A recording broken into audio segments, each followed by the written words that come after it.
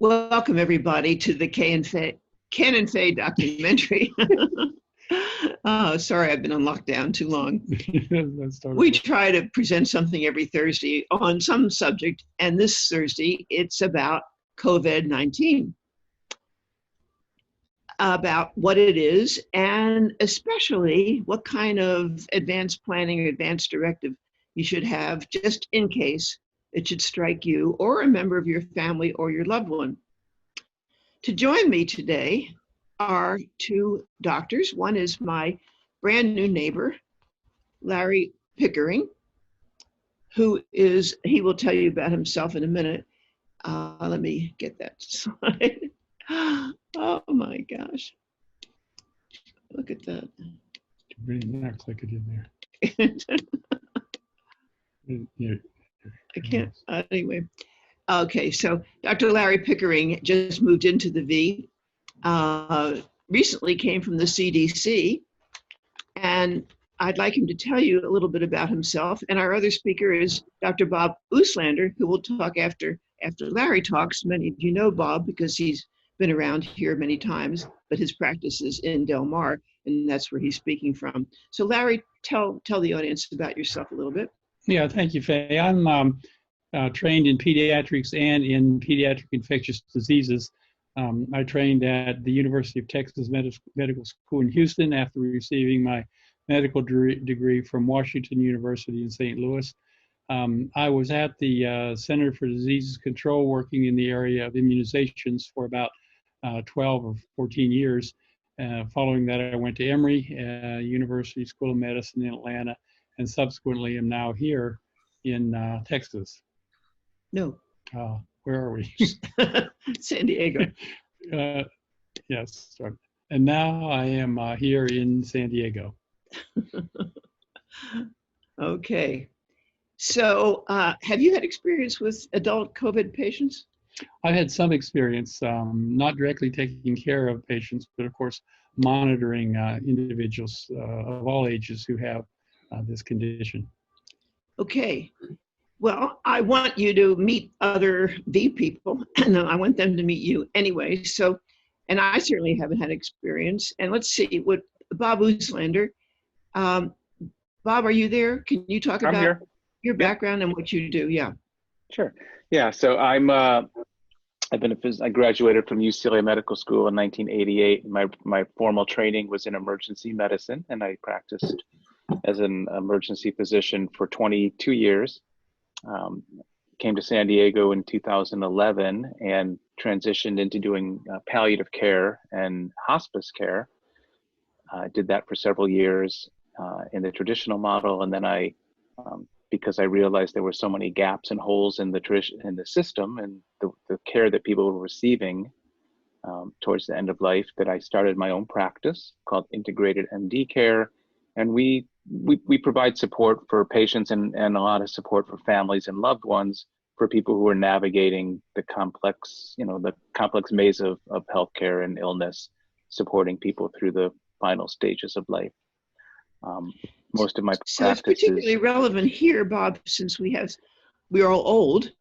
Yeah, and I've had many patients at the V over the years, and I feel very, I feel a certain kinship and a sense of protection, because I recognize that many times people's, rights aren't being prioritized, and they're not getting often not getting all the right information, not understanding the options available to them. So it's important to me that people feel informed and empowered at all times, especially as their life is coming to an end. So most of the end of life illnesses that we deal with are maybe chronic. This is very different because many times COVID-19 strikes very suddenly, and particularly is a problem for older people, and particularly older people who have an underlying disease. And of course, that's true in our care center, true in our general population. And I, of course, live here. I've been here 7 years. I was a psychologist. I've been involved in, with the Hemlock Society, interested in people's choices at the end of life. So although I have slides and we talk about the symptoms and everything, I'd like to start with these questions in mind because the importance of making an addendum to your advance directive now, just in case COVID-19 strikes you or your loved ones or somebody in your family or friends, is so important, because if you're taken to the hospital with COVID-19, nobody can come in there with you. The person that you've asked to be your durable power of attorney for healthcare will not be there, maybe be able to reach by phone, and you may not be able to speak at all. You may not be conscious. The disease may come on suddenly, and the later symptoms, when you may need to be on a ventilator, may come suddenly too. So if you don't have your own ideas about what you want and you haven't transmitted them, preferably in writing, to the person who's going to speak for you, you could be in trouble. You could be getting treatment you don't want or not be getting treatment you do want. It's very important to think about what happens with COVID-19 in certain situations where your quality of life could be impaired temporarily, for a long time, or forever. So this disease is very important and different from other diseases that we deal with. And particularly, I think, what's happening here?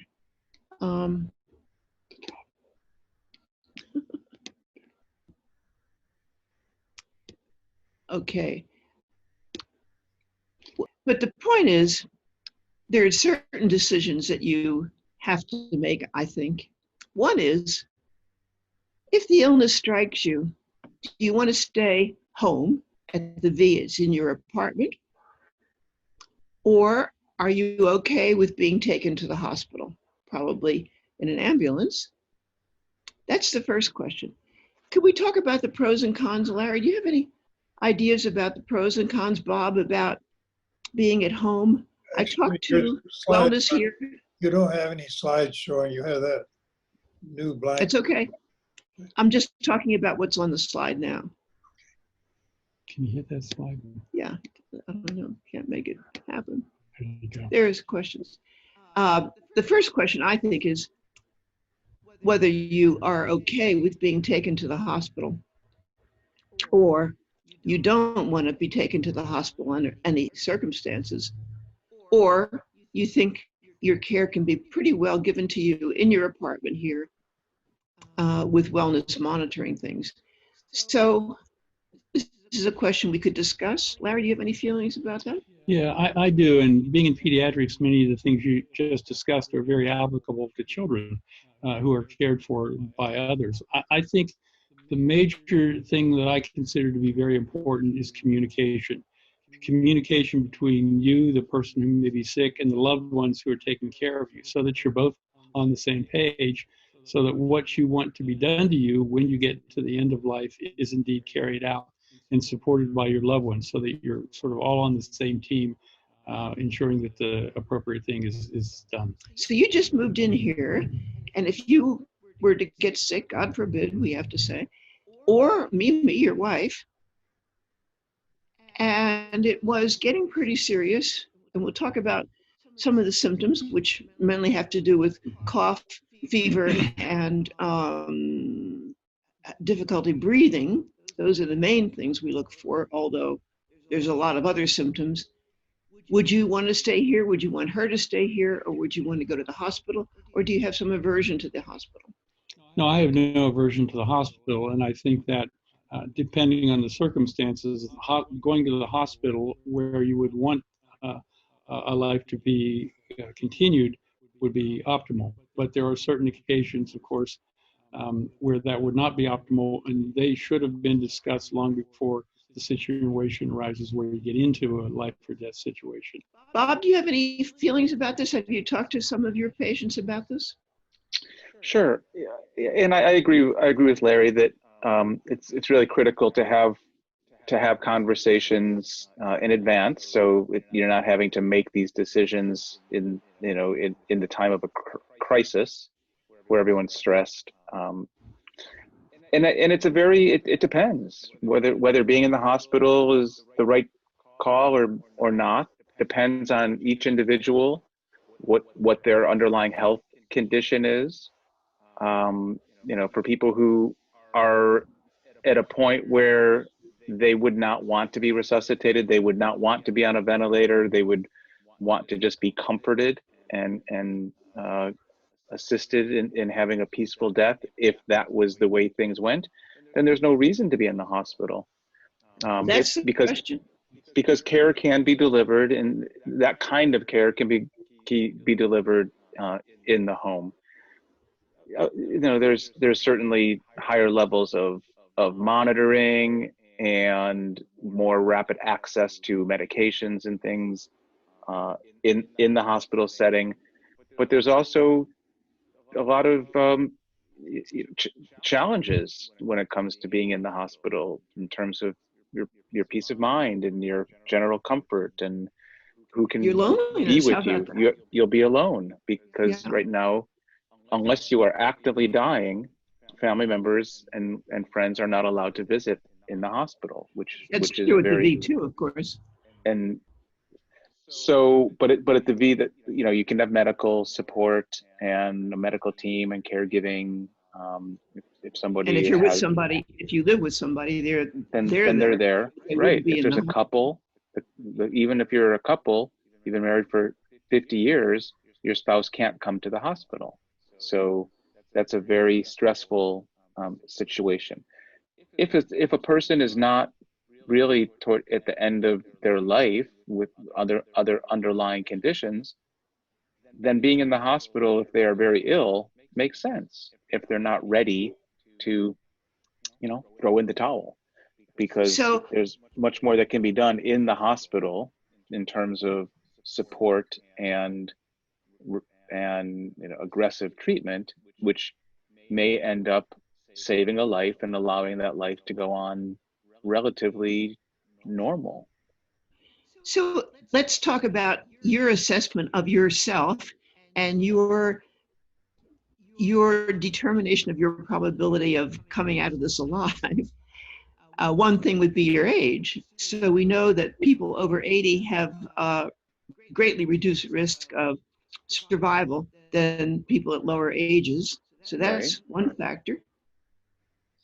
Yeah, people with underlying lung disease, underlying cancer, underlying heart disease, they're especially susceptible to the complications and are more likely to not survive a significant infection or to have significant morbidity where their quality of life wouldn't be acceptable. But you do have people in that age. I was going to say, you do have people in that age group who do survive and survive fairly well. So it's not universal. It's a question of odds and cost benefit, and each individual has a different threshold. So those are factors that you would put into your advance directive and your decision, first of all, to stay home or go to the hospital. And we'll talk about the other decisions you have to make, but that would be one way of assessing your situation. Larry, what do you want to say? Yeah, the other question, of course, these death and dying is a continuum. When do you start talking to someone about the potential of consideration of actually dying from a disease? When do I? Yes. When you're born. Yeah, I think there's no times too soon. And of course, if somebody's just being diagnosed with high blood pressure or their cholesterol's elevated, you're not really talking about having to consider dying in the immediate future, but we talk about the full spectrum of what the disease could develop into. Certainly when someone's diagnosed with cancer, if they have a heart attack, or they're having significant lung disease. For me, and I'm a bit unusual as a physician, in that I often bring in the possibility of death and the thoughts about death and fears about death and wishes to, how you'd want to approach it in almost every relationship that I develop. I don't avoid that conversation. In many cases, I talk about how somebody might want to see their life come to an end and then reverse engineer it, kind of work backwards. So what do you need to put in place now to make sure that if something happened that was life-threatening, your wishes would be honored? And so that, for me, that's comprehensive. That's part of good communication and good planning. I mean, really, anybody over 18 or even less than 18, but certainly over 18, should have an advance directive, should think about what their quality of life would be if they got run over by a truck or got a terrible disease. Think ahead about what their quality of life would be if they continued to have treatment or not. Right. It's hard to do that. Not a lot of 18-year-olds. I'm sorry, go ahead. I was just going to say the important thing is to designate someone you trust to speak for you, because you may not be able to make those decisions because you got run over by a truck. So correct. Yeah, I don't actually see the COVID illness with COVID much differently than I would see another type of condition like pneumonia or other types of significant infections.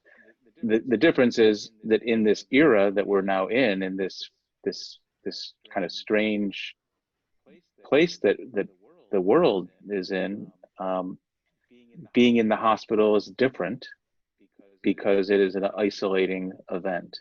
Right. And so you have to consider whether treatment is necessary, hospital type treatment is necessary. And if it is, question. then there shouldn't be much question. If you need to be in the hospital and you want to survive and have the best chances of that, well, then you have to be in the hospital and then try to have the best advocates as possible and try to get out as quickly as possible. I think one thing that people dread is the ventilator. That's a very scary proposition. Not only being intubated, getting that tube down your throat, while of course you're sedated, but then not being able to speak the whole time you're on the ventilator. And then if you're on the ventilator for a while and you're old and you're sick, you may die, or maybe worse, you may be permanently or temporarily disabled, cognitively and physically. That's a prospect that is very scary. So that would be another decision to make about going to the hospital. A lot of people would be afraid of going to the hospital just because they're afraid of being put on a ventilator, but that's another thing that can be in your advance directive. Correct. What would you think, Larry, about being put on a ventilator? Well, I think your point is a good one, to plan a little bit ahead, knowing that it may happen, particularly if you have an underlying illness. If you have an underlying illness, then this may happen probably more likely than being hit by a car and being put into the same situation. But my feeling is communication, not only husband and wife, but with the children and all those involved, so that everybody is on the same page. Facing death and having someone you love die is horrible. And particularly if everyone is not in agreement. There are couples here I know where the husband says, no, don't take me to the hospital. And the wife says, take me to the hospital and do everything necessary. And that's not a problem as long as each one of them knows what the other one wants and is their spokesperson. Right. They can have different points of view about it. You discussed it with Mimi, and do you have different points of view about it? No. You agree? We absolutely are in agreement, yeah. To do everything? Up to a point. What's the point? And that point is hard. Where you working with your healthcare team, particularly a physician in charge, would make a decision that this is probably a good time to not go any further. But it would be something that would be discussed, and not only between my wife and I, but with our children. Yeah. Bob, what do you think about your own situation? Would you agree to be on a ventilator? Like my answer to most things, it depends. There's no cut and dry. It really depends on the severity and on what at this point, if I in the condition, the health that I'm in now, and I felt like I would get back to this point or have a decent chance at it, of course I would want to be on a ventilator. If I had been further compromised, if I was sick and my kidneys were failing and there were other compounding factors, then I would consider not being on a ventilator and hoping for the best. So you're not able to talk, say, you're having trouble breathing, and the doctor calls your durable power of attorney for healthcare, who says it depends on the prognosis and his current condition. That would be satisfactory, right? Mm-hmm. Yeah. So you don't have to make a definitive. And then the hope is that the healthcare agent, the one who's making the decisions, is getting the appropriate support and guidance. And they're not just like flipping a coin. Yes, ventilator, no, no ventilator. But they're getting information. They have, ideally, they have other loved ones, family members, objective healthcare people to weigh in on what the chances are. The other thing is, once you get put on a ventilator, you don't need to stay on a ventilator, right? If you don't get put on a ventilator and you die, well, there's no second chance. If you get put on a ventilator and things aren't going well, you're continuing to worsen, other complications are happening, the decision can be made by your healthcare agent to remove to take you off the ventilator. So it doesn't mean that once you're intubated and put on a ventilator, that there is no opportunity to change that decision.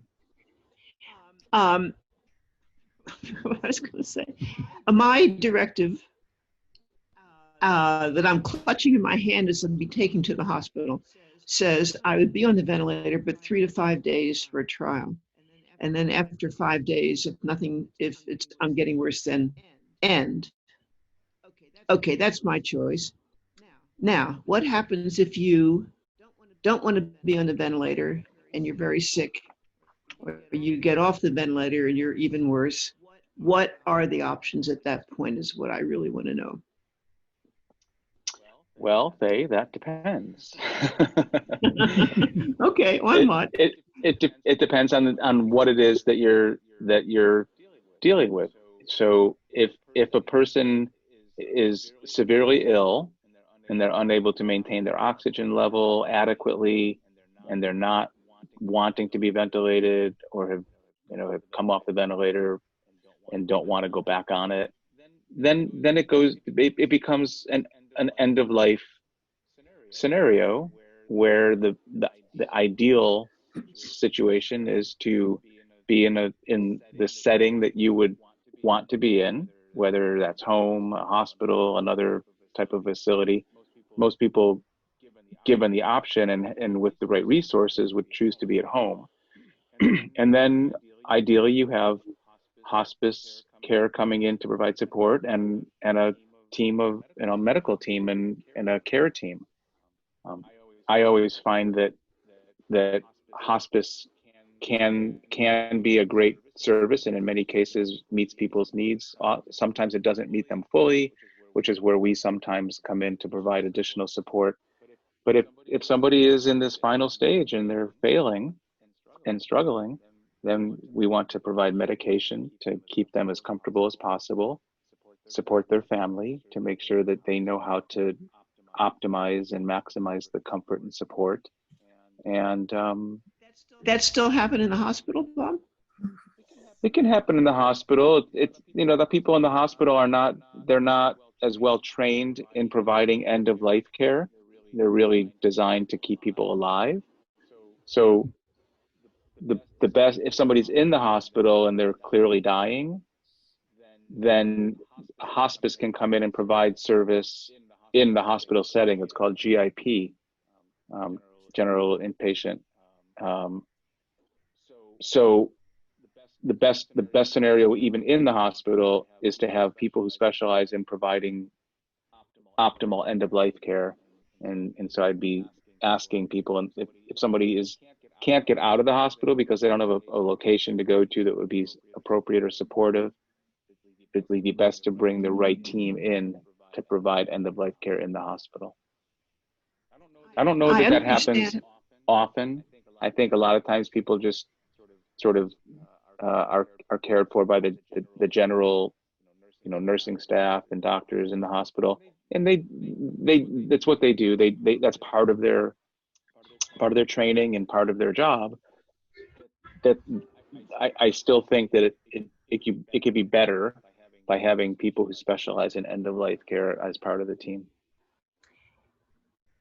Now, if somebody had given some thought to the End of Life Option Act, my understanding is they would not be eligible if they wanted to say, okay, that's it, I'm calling it quits. I'm 97 years old. I'm ready to die. I want to use the End of Life Option Act because the 15-day waiting period would not be applicable there unless they were not that sick. Right. Is that right? In which case they wouldn't. In which case they likely wouldn't qualify because they wouldn't be considered terminal.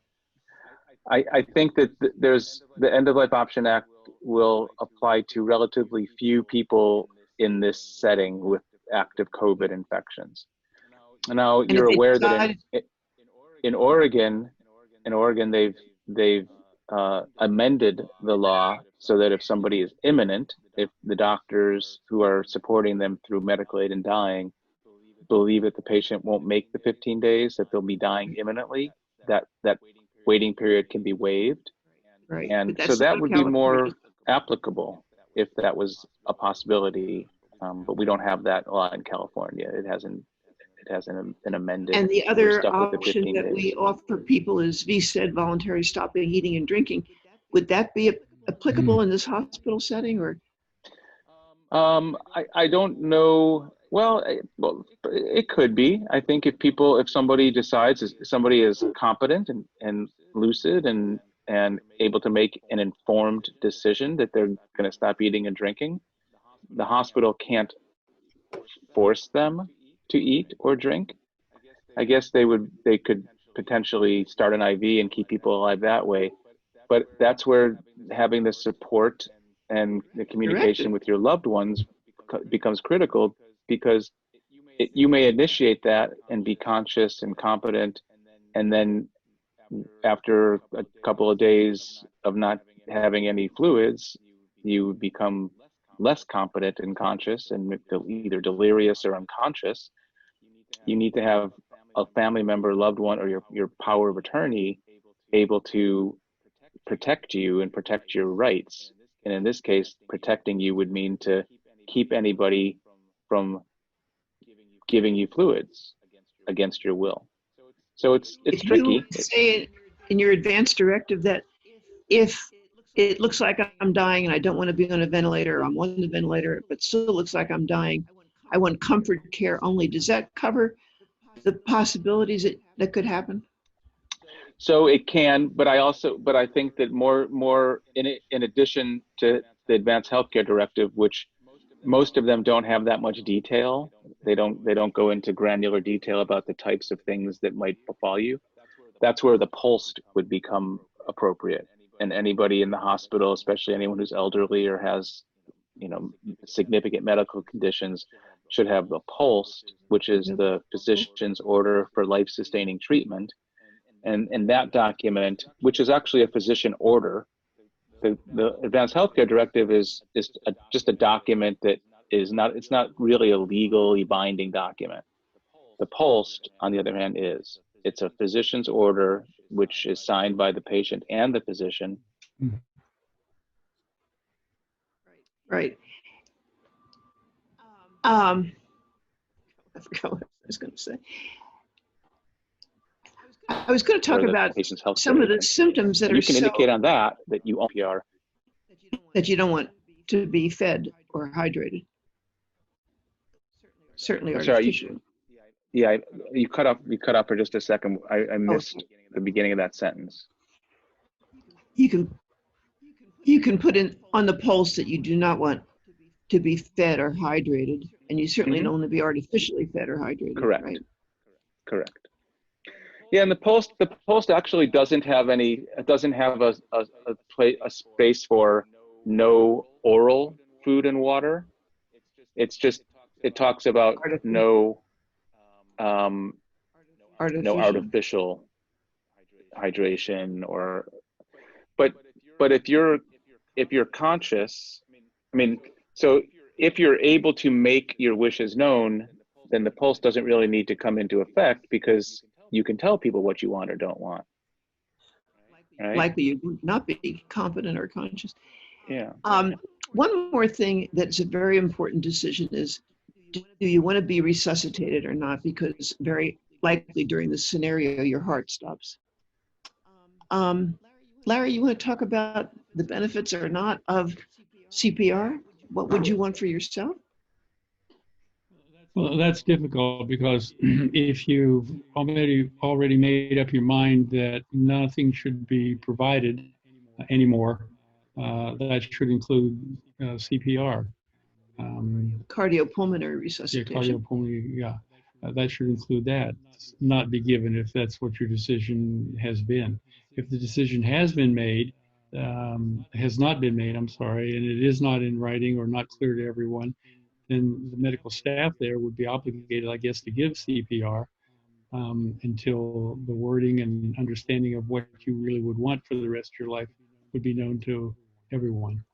And that would be in the pulse too. Yes. That's the first question on the pulse. Do you want to be resuscitated? Resuscitation only occurs when your heart stops or your airways are blocked. It doesn't mean that any other care is not given to you if you have a DNR order, do not resuscitate order. Those are the only applications that it applies to. It doesn't mean just leave this patient alone and let them die. Many people think it does, but it does not. So Having it tattooed on your chest doesn't work either. you be kept comfortable while you're still alive. You die. If your heart Yeah. stopped, you die. Of course, yeah, but before that big event occurs. Well, if you have a DNR order, only applies to when your heart stops Right. or you can't breathe. So what do you think, Bob? Do you have one? I may be so Do I have a personal. DNR? Yeah, No. me No, either. I don't, because at this And I'm point, building. if my heart stops, and I would want to have attempts at resuscitation, recognizing that they may be unsuccessful, and but if I end up in the hospital, if somebody tries to resuscitate me, it's possible, very small chance that it would ultimately be successful, and I'd be happy to come out on the other side of it. And if it's not successful, well, then one of two things happen: either I die, and somebody, after a period of attempted resuscitation, or I may end up in the hospital, in the intensive care unit, having been compromised significantly. And at that point, my healthcare agent would be able to determine the best course, which would likely, depending on what I'm experiencing at that time, it would either be to continue waiting to see if I can recover, or if it's clear that I can't, then removing the life support. You can, I again, think people think the DNR, resuscitation is some heroic thing that everybody pulls out of, which of course is far from true. And yeah, again, depending on your age and your underlying condition, it could be less than 5% of people who get resuscitation actually walk out of the hospital with all their faculties, because if your brain is without oxygen for a short time or a long time, then you could have very serious cognitive impairment. correct. So I changed my mind.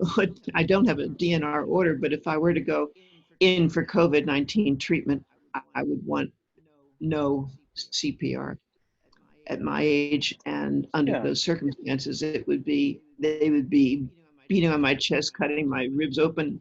No, thank you, with a very small chance of recovery. So Right. No. You'd want to make it clear that that doesn't mean that you don't want treatment, that you don't want aggressive treatment. You just want you would want it to stop short of that. That's Right. right. It's not that you're But not wanting to receive care. You just believe that the chances of having a meaningful life after being put through CPR, the chances are very low. I'll also share that when you're in the hospital, if somebody has a cardiac arrest in the hospital, the chances of having a meaningful recovery are higher than if it happens in your apartment or out on the street. Still pretty low, but again, if you're in the hospital and there's medical personnel, defibrillators, things that are readily available, that you have a better chance of survival. Yeah. Because the point But is it's how still long your brain is still without low. oxygen. Yeah. Yeah, exactly. So those to me are the three critical decisions. We have the Hemlock Society of San Diego, I have the website here somewhere, has a complete advance directive for COVID-19 with a place for witnesses to sign and all that kind of thing. And that's probably the best idea, to have a really formal document and attached to your own advance directive. But meanwhile, if you've given thought to these three questions, do you want to be at home or in the hospital? Do you want a ventilator or not? Do you want CPR or not? Not to make a definitive answer, because it depends. These are things you should talk to me, I think, talk to your loved one, your person that you've designated as your durable power of attorney, and your doctor, if you have time to do that, seem to be the critical things that people should have. I want to talk about the symptoms, because some of these symptoms in old people surprise me. I learned a lot by putting this together. So, and also at the V, I'm not super clear about it, nor is anybody else, because it's always, it depends. But if you come in the front door and you get your temperature taken, for example, and you register what I was told over 99.5, they will call wellness, and wellness will evaluate your situation. If you are in dire straits and you need to be hospitalized, then they will call an ambulance. If you do not want hospitalization, then we go to Plan B, which is caring for you in your apartment. And if it's really dire, maybe the care center, but they are very reluctant to take you. They have an isolation unit there, which is primarily for people coming back from hospital treatment. And they have a few oxygen concentrators there, but they do not have fancy equipment there. So if you do not want to go to the hospital and you're at the front door with a temperature, then you're likely go to your apartment and monitor your symptoms, and wellness will help you monitor them, and you will get medical meals and that kind of thing.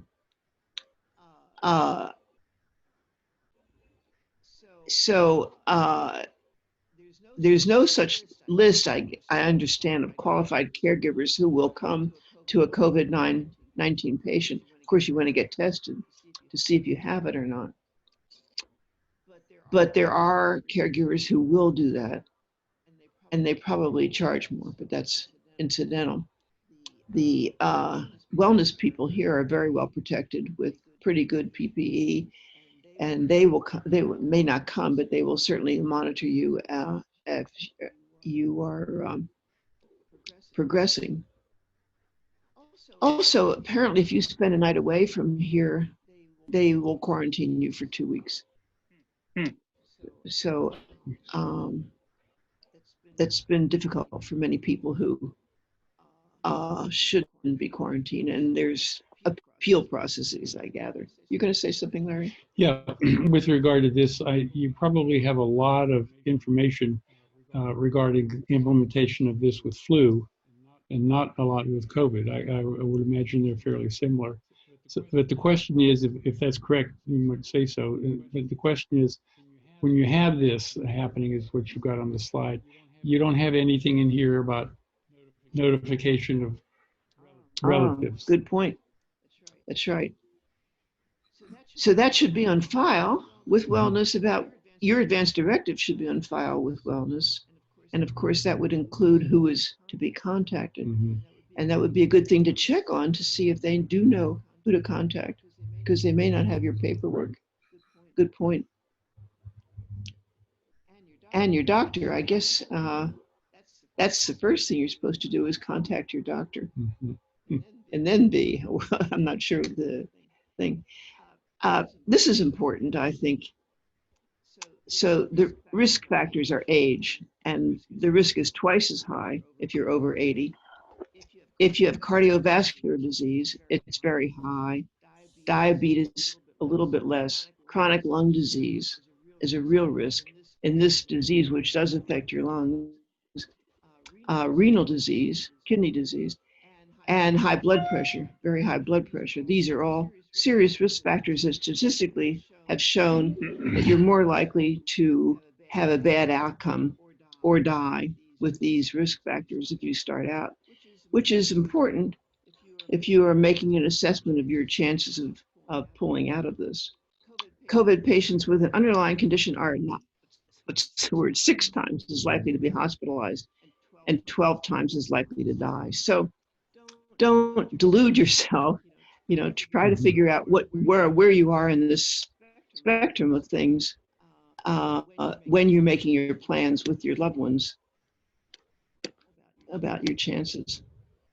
You want to say something, Larry? No. So I am not a clinician here, but from what I read, fever, cough, and difficulty breathing are the 3 main symptoms that people in general have that alerts people to the fact that they may have COVID-19.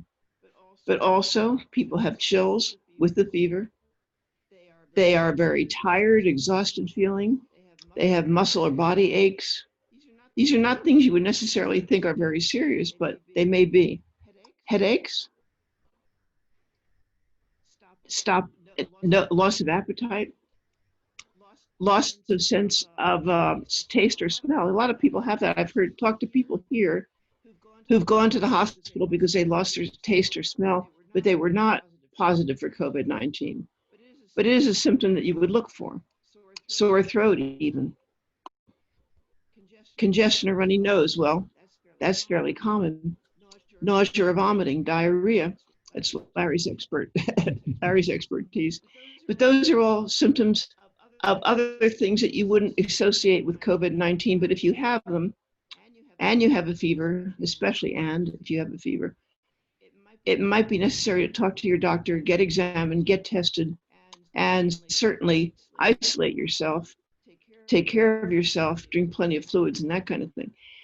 For older people, in my age group anyway, they may not act like themselves. They may be acting strangely. They may be sleeping more. They may look apathetic or confused and feel apathetic. They may have dizziness or falling, which may be due to a lot of other things.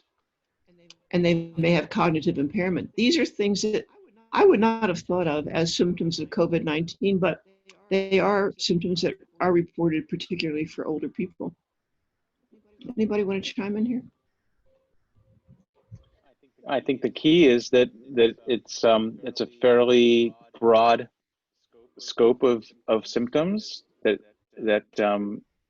could fool people, and so you have to have a low threshold of getting yourself checked out, and it's partly because if you don't get seen, and you may not get appropriate treatment early on, but equally or more importantly, if you don't know that you are infected, then you could be going out and infecting other people. So right. I think you have to have a low index of suspicion, or you have to be very vigilant and not downplay if you feel like you have symptoms that could be potentially related to COVID. Don't be stoic. Yes. Don't be, I think that's particularly true now. There've been this COVID disease manifestations. Have been over 2 million people in the United States with this condition, so it's very, very common. potentially very lethal, specifically in people with underlying immune conditions. And so the points about recognizing it and doing something about it early, particularly in an elderly individual, in a child, or in somebody with an immune deficiency, is absolutely is important. Hey, Faye, I apologize. I don't mean to break up the party, but we got started late, and I actually have an appointment that's coming up in just a couple minutes that I can't miss. So Okay, Bob, I'm gonna you want to say anything before you sign off? Well, I appreciate the opportunity to come and share. I think one of the things that I want to impart is the importance of having strong advocates. I think Larry shared this and emphasized it as well. Communicating with your loved ones, with the people who may speak on your behalf or help to support you if you end up being in the hospital or having to deal with a significant illness. But this is a strange time. We're in a very unprecedented time, and I just want to let people know that we are advocates for the community. And if you're in need of support or in need of guidance, I would not hesitate to call us. There's no obligation to get a phone call and kind of just get some a bit of support and maybe some recommendations that could be extremely valuable. Don't try to do this alone. I think Bob and I guess Hemlock Society, we all know that we're going to die sometime. I mean, not everybody knows that, but we know that. And it's a good thing to plan ahead with COVID sort of looming in the distance or pretty close. Eventually, we have to make these plans and just know what our options are. So Bob is with Integrated MD Care. That is, he's the founder and director of it. And it's a fee-for-service organization, and you can contact him on the internet, find out how to contact him. And thank you very much for being with us, Bob. We'll probably see you around the V. I'm sure. Once you're allowed to leave your unit, then we may see you out there. But otherwise, you guys take care. Be safe. Thank you. Okay, and thanks, Bob. Nice to meet you, Larry. Good, Bob. Same here. All right. Take care. All right. I'm just going to sign off and continue your. I'm just going to go over some of these management things. If you have a mild case of COVID-19, and you're pretty sure that's what it is, what we have learned here at the V is what happens to you in home care. That is, you stay home, you have little contact with anybody else, you avoid sharing personal items, you wear a face mask, all those things that we have been doing. Those of us have been in quarantine now for 3 months almost. You make sure that you are not touching surfaces that could have been touched by anybody else. And you can't really have unnecessary visitors because we don't permit visitors here. Whatever the V is doing is very good care, preventive care, so that people our age group and sick don't get the disease.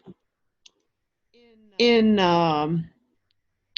regular hospital care, people can leave after 3 things have happened. This may not be the V criteria.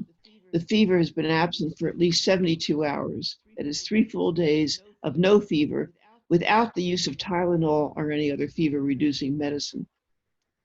Other symptoms have improved, for example, the cough or shortness of breath. Plus, at least 10 days have gone by since the symptoms have first appeared. So those are 3 guidelines for you if you are getting home care and you haven't been feeling well and you have a fever. Use those 3 indications to think that you maybe can be out of quarantine and talk to wellness about that. Larry, you wanted to say something, didn't you? I think the other thing that that I know you will get to is the importance of wearing face masks and social distancing as we sit here on the couch Yeah, together. well, don't tell anybody. They're extremely important because with coronavirus, of course, there's no drug therapy that's been shown to be very effective, and there's no immunization. Unlike influenza, where there is a good immunization, this organism does not yet have one. I think there will be one shortly, but nothing's available now. Yeah, thanks. Um, these are life-threatening symptoms, which the authorities that I've gone to suggest that you immediately get help. If your lips or face turn blue, if you have severe and constant pain or pressure in the chest, and many heart attacks are missed because they're looking for COVID and you're actually having a heart attack, or vice versa. You have extreme difficulty breathing, gasping for air, cannot talk without catching your breath. By the way, I have an oxygen concentrator that I use at night, but I was told by Ellen Bliss actually that can be turned up so that you can get a lot more oxygen, and you can put yourself on it if you have one, not to neglect all these other things that you should do. If you have severe and constant dizziness, or you feel lightheaded a lot, if you're seriously disorienting and acting confused, not to be confused with the way we are after 3 months of lockdown, but really serious.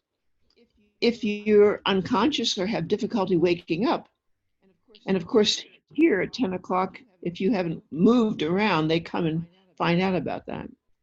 If you have slurred speech, which is new or worsening, a lot of people have had strokes and have slurred speech, but this is new.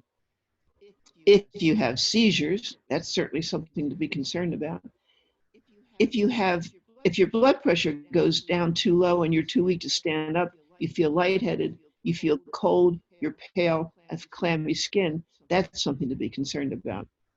And as Larry said this before, but I'm going to repeat it, diagnostic delay has serious consequences for older adults, including increased mortality. The threshold for testing should be lowered in this vulnerable group. That means don't mess around. If you have these symptoms, make sure you get diagnosed and tested and treated. And by treatment, I mean do all these things that involve sanitation, etc. And also diagnostic, tested, and treated, and also institute infection control practices so it's not spread to other individuals. Coronavirus. Right. So this is what happens to you if you're in the hospital. I just want to say what I've observed, and what I don't know anything, but I think being put on a ventilator for shortness of breath is the last thing that they will do. There's a lot of other things short of that will increase your oxygen supply. And then when that is the last resort, the ventilator, and they have to intubate you, that is put a tube down your throat, you are heavily sedated so that you don't feel the pain that would involve. And you cannot talk once you have a tube down your throat.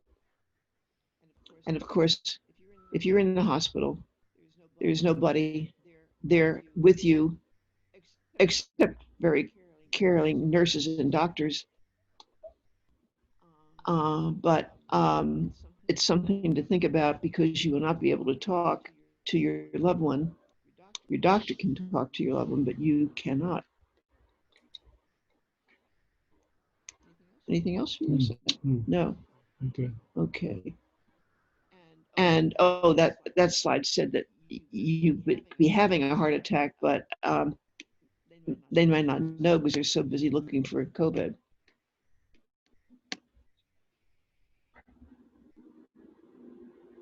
So these are the symptoms, the way that when you can't breathe, acute respiratory distress, you're treated. And for some reason, maybe you know this, Larry, I don't understand this, you're put on your stomach, even if you're on a ventilator.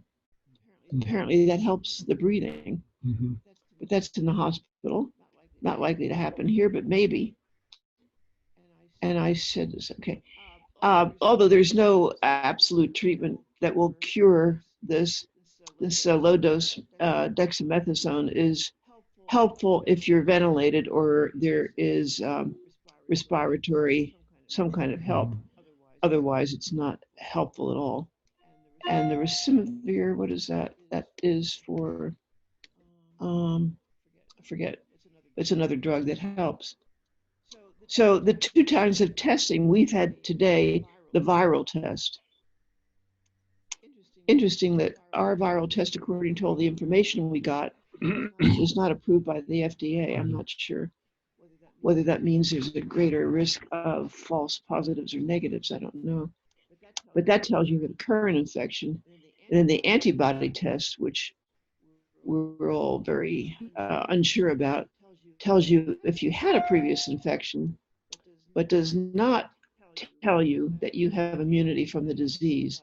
A lot of people think that may be, and it may be, but we don't know yet. So this is very helpful and consoling, but I'm not sure it applies to our age group with underlying illnesses. But most people will have mild illness and can recover at home without medical care and may not need to be tested. Well, they should be tested anyway. The test result only means the one we got today, I got today, Larry got today. Test result means that you did not have COVID at the time of testing. Tomorrow, another story. So, in case you haven't gotten the message, what do you think, Larry? What to do? Well, I think talk to loved ones is absolutely critically important so that everyone's on the same page, because you don't want to have disagreements when you're critically ill. During these discussions, agreements on what should be done should be decided upon. It should be written somewhere, and plan to take it with you if you go to another hospital or somewhere else, particularly if you have an underlying disease. Get your influenza and pneumococcal shots. This is absolutely critical. This year it's going to be, I think, even more important, because with the COVID virus and influenza hitting together in October, November, it'll be minimize the influenza aspect of it in people who are protected against influenza. Wear masks, social distancing, wash hands frequently. Hand washing for those of us in infectious diseases is something that's we consider to be very important. Be able to take temperatures and then monitor your symptoms. And we also, many of us recommend writing down your symptoms. If you're checking yourself with something that can be written down, respiratory rate or temperature, write those down so that you have a documented list of how you're proceeding. Yeah, your cough, your dizziness, your fever, all those things should be monitored. So if you're coughing more today than you were yesterday or less, those things are important to know. I just want to show you something that somebody gave it to me about talking to your loved ones about dying. And this is, I don't know if you can see this or not. This is a graphic novel by Roz Chast, a cartoonist for the New Yorker, about how, and this is what people say when you approach the topic of death: can't we talk about something more pleasant? And they avoid talking about it. So this wonderful book is about what happened when her parents wouldn't talk about it and how they finally deteriorated, and they still didn't tell her what they would want. So don't be like this, but do read the book. It's wonderful. One of the best graphic novels around. Okay, plug for everything here. There's plenty of stuff on the internet that you might want to take a look at. This is a grim piece of information. For many, the last time they ever see their families in person is the moment they leave for the hospital. So just think about that. It's a horrible statistic. It's true, of course, if you have a heart attack or something else, but other acute illnesses. But with COVID-19, with all the fatalities, we've lost more people from COVID than 3 wars. So check out the Hemlock Society of San Diego is, of course, a resource. We have a lot of information there, plus the advanced directive for COVID, which is very careful and thorough. You could read about hospice and palliative care by going to any number of websites. If you haven't made plans for what to do with your body, even if you have 30 more years to live, you should think about that. The UCSD Body Donation has a website. That may be one alternative. It's the one I picked. It's very important sometimes, if you're really sick and may not survive, to let your loved ones know your thoughts, your values, what you value for them, etc. There's a thing called the Stanford Letter Project, which is especially designed for this situation, and you can Google that. There's a lot on ethical wills. If you Google ethical wills, which is a way of, again, telling your loved ones or the world what you think is important or what you've accomplished in your life. And then the San Diego Memorial Society is a not-for-profit part of the National Funeral Consumers Alliance, if you still are not sure what to do with your body. Larry, anything to say about this? No, I think that's a very nice summary. Okay. So this is what we wish for you. Larry, any last words from you? No, I think the major thing is to continue to wear masks, practice social distancing, and follow any other appropriate infection control measures until we get over this virus. I think those factors alone will minimize morbidity and mortality from this virus. I see the V is opening up the library outside and 2 other places on the 25th. That's tomorrow. Oh, we're recording this today. And so that gives us a little bit of an opportunity to talk to each other, which will be very welcome. And it may be a while before we eat together or see movies together, but at least let's try to socialize at a distance with our masks on. And meanwhile, take care of yourself. And thank you very much, Larry Pickering, for joining us today. Well, thank you. I've learned quite a bit. Thank you. And thank you, Ken Watson, for making all this happen technically. Welcome. Okay.